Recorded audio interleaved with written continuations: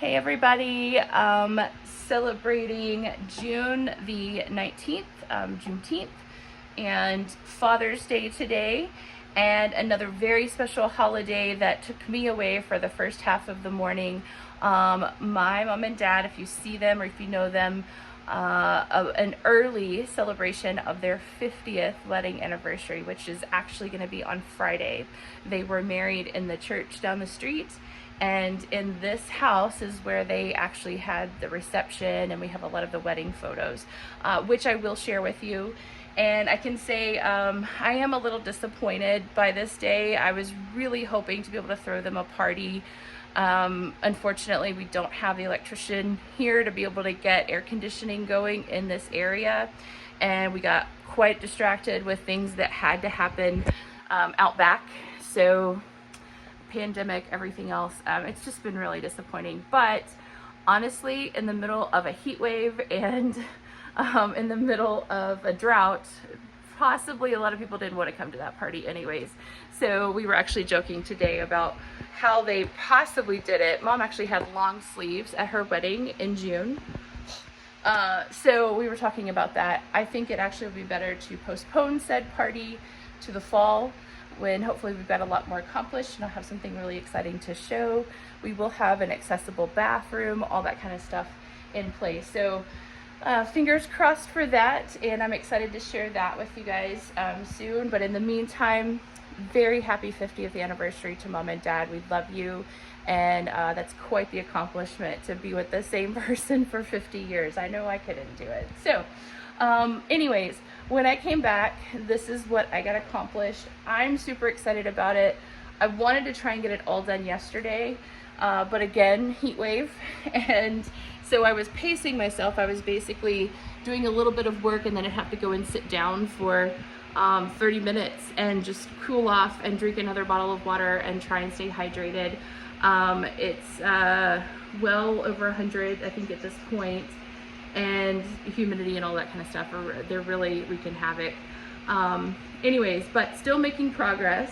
So I got one piece last night that I just couldn't get up, and I think I was facing a lot of heat exhaustion. I had a headache and was very weak, and so I just finally said I'll stop and I'll come and work on it today, which I did, and I finished the job. So what I did, though, you're probably thinking you've already figured it out, is this floor.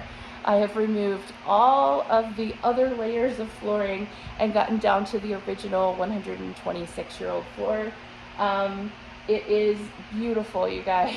So it is a little bit dirty, but I've already given it its first coat of oil, and grandmother always did cedar oil, so I'm starting with that just as kind of like a reminder, like, hey, we're home, let's wake up after being covered for over 50 years.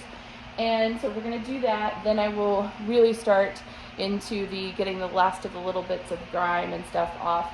And I can't quite walk barefoot just yet. There are nails everywhere. Some of the nails come up, some of them do not. So that's going to be a fun project, but at least we're making progress. And I am super excited just to see how beautiful and glorious it is. So what I'm going to finish the rest of the day doing, I've already done a huge amount of just wiping everything down from all of the dust and debris that was created.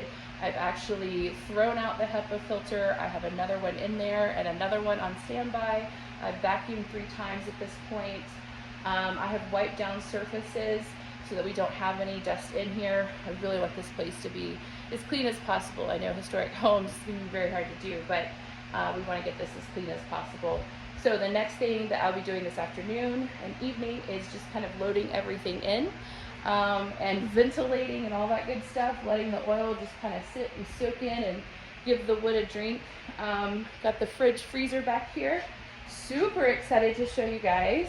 I did find the hole that I suspected was back there when I called into the house a long time ago. So I do not have to drill a hole in the floor.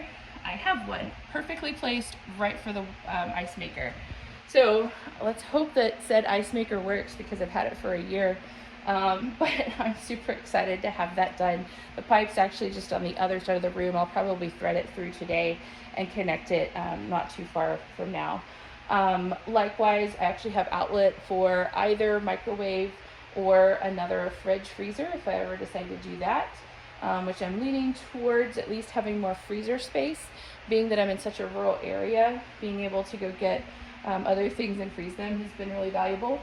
And in case you're wondering what it's like to live in a restoration as it's going on, of course, I think the pandemic drags things out quite a bit, but I had a table over here, so I'll bring that back in, wipe it all back down again, and basically I have one airtight Sterilite bin that holds all of my dry goods and non-perishables, and then I have another one that holds utensils, paper plates, things like that, and then I have a microwave, and that's my kitchen.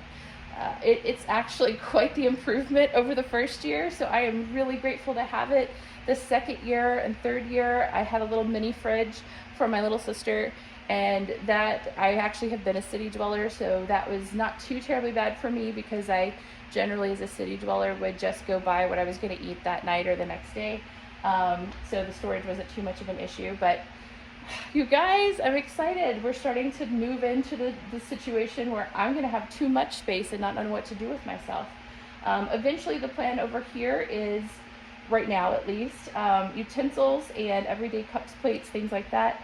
I may have a dishwasher here. I'm debating. I will see if that's the lifestyle I want to live. Because obviously fitting one underneath the sink would be a bit of a challenge. And our family doesn't always use a dishwasher. So we'll see what happens there. Of course, the fridge freezer will stay here. I may add to that.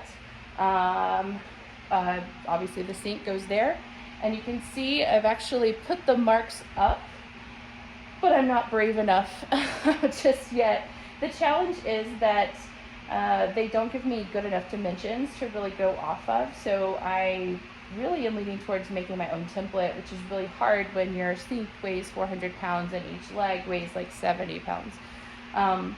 So I don't have a template for if you mount the bracket here, you'll have enough space for your legs. They do have a little bit of adjustment, but not a ton.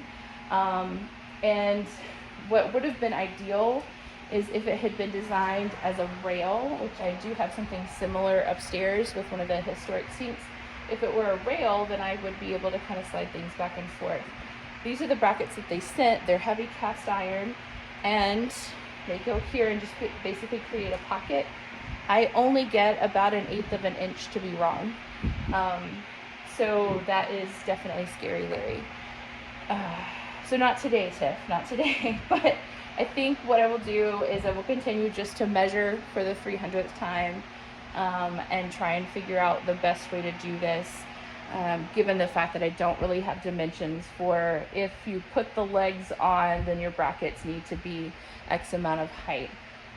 So we will tackle that another day, but at least I have a beautiful floor in the meantime. Other than that, I think that's all of my update. I'm super proud of it. Just giving you one more look at that beautiful floor. And someday you'll be able to walk down here barefoot in the middle of the night and grab a snack. Not today though. You take care. Everybody stay cool. Have a fantastic rest of your week. Happy Juneteenth. Happy Father's Day. And we'll talk soon.